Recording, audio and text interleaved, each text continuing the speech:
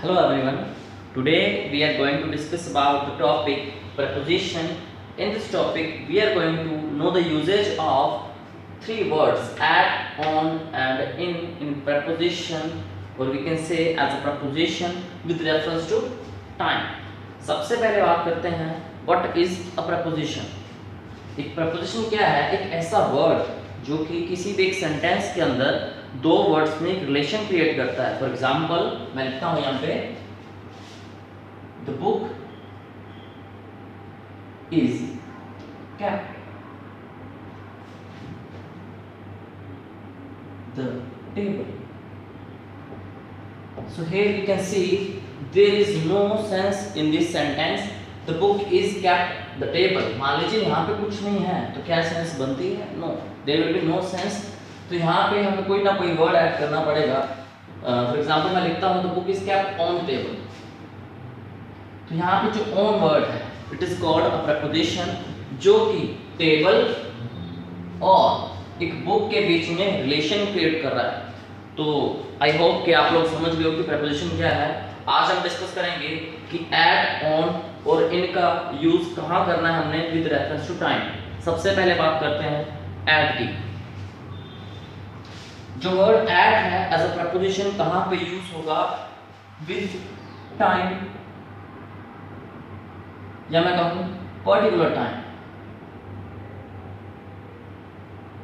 Sorry, कि जहां पे आप लोग पर्टिकुलर टाइम की बात करते हैं वहां पे यूज करते हैं हम at. For example Swati leaves work at 5 o'clock. At 5 o'clock यहाँ पे हम एग्जैक्ट टाइम की बात कर रहे हैं इसलिए हमने यूज किया preposition at. Next example I like going out at night. At night यहाँ पे पॉइंट ऑफ टाइम शो हो रहा है नाइट. कुछ लोग यहाँ पे इन यूज करते हैं जो कि गलत होगा. इन यूज नहीं होगा, यहाँ पे हम यूज करेंगे हमेशा एट. कुछ एक्सेप्शंस हैं जैसे मैं यूज करता हूँ यहाँ लिखा है एट नाइट. हम कई बार लिखते हैं in the morning, in the evening और in the afternoon.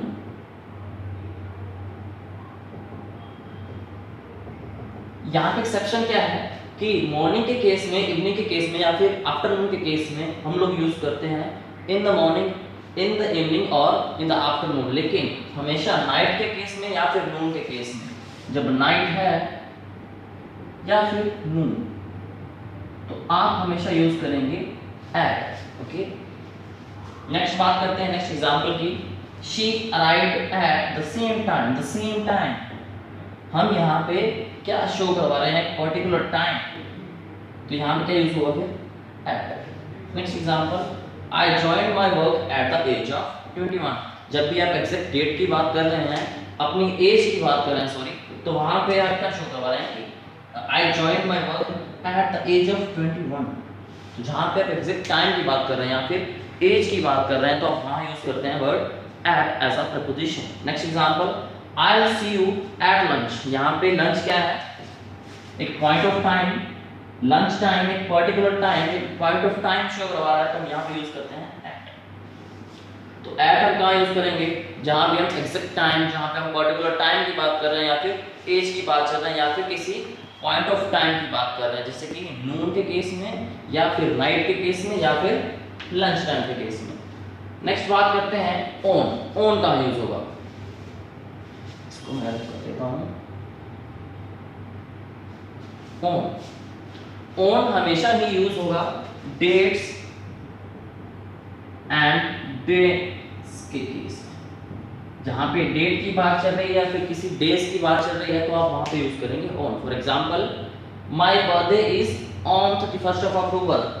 On 31st of October मैंने बोला जहां पे मैं डेट की बात करता हूं या फिर किसी दिन की बात करता हूं, डेज की बात करता हूं तो वहां पे यूज करेंगे on. Next example I go to church on Sundays. Sundays क्या है? डेज. डेज की बात कर रहे हैं. We will meet on Christmas day. We will meet on Christmas day. On use करेंगे यहाँ पे. अगर देखिए कि मैं अगर फेस्टिवल की बात करता हूँ, अगर मैं किसी फेस्टिवल की बात कर रहा हूँ, किसी पर्टिकुलर जगह पे क्या है क्रिसमस सेलिब्रेट कर रहे हैं हम लोग, तो वहां पे मैं यूज कर सकता हूँ we will meet at Christmas.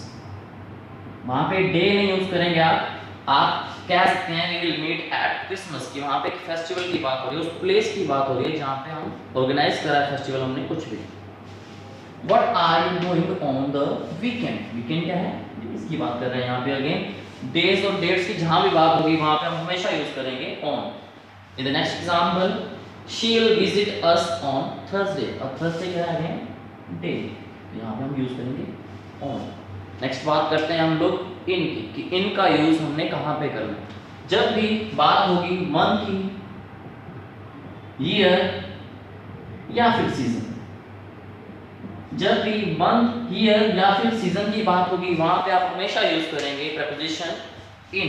For example it gets dark in winters, it gets dark in winters, winters में कई लोग यहाँ पे अक्सर ही यूज करते हैं it gets dark at winters, जो कि गलत है। जब भी सीजन की बात हो, मंथ की या फिर ईयर की बात हो, तो आप वहीं पे इन लगाएंगे, इन यूज करेंगे as a preposition। Next example we are in the 21st century, यहाँ पे ईयर की बात चल रही है 21st सेंचुरी, आप यूज करेंगे in. Next he will return in a month, again month की बात चल रही है तो आप यूज करेंगे in। I learned to drive in 3 months, 3 months, again month you use in as a preposition in the sentence। I was born in 1994, I was born in 1994, जहां पे भी आप ईयर मंथ या फिर सीजन की बात करते हैं वहां पे आप यूज करते हैं in। अगर यही एग्जांपल मैं उठाता हूँ कि आप डेट की बात करना चाहते हो कि मैं किस डेट को पैदा हुआ, तो मैं यूज करूंगा आई was born on.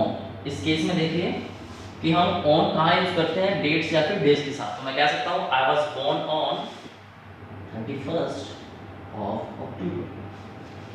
Okay, I hope कि आपको समझ आ गया होगा। Thank you so much for watching this video, have a nice day.